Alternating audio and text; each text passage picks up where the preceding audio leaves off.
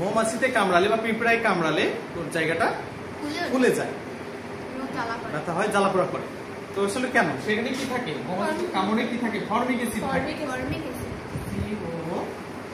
এটা হচ্ছে ফর্মিক অ্যাসিডের সঙ্গে ফর্মিক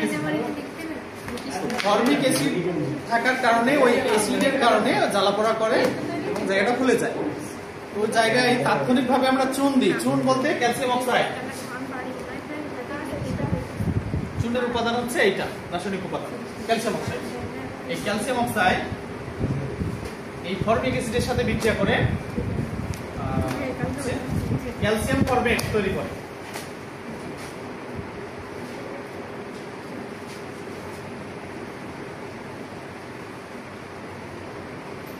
ক্যালসিয়াম ফরমেট এটা তৈরি করে, যার কারণে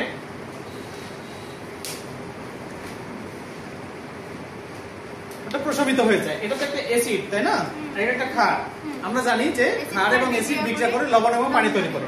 এই যে এটা হচ্ছে ক্যালসিয়াম ফরমেট, এটা হচ্ছে লবণ আর পানি তৈরি করলো। লবণ তো লবণ, এটা তার কোনো অ্যাসিড তো থাকলো না, আর জ্বালাপোড়া করবে না।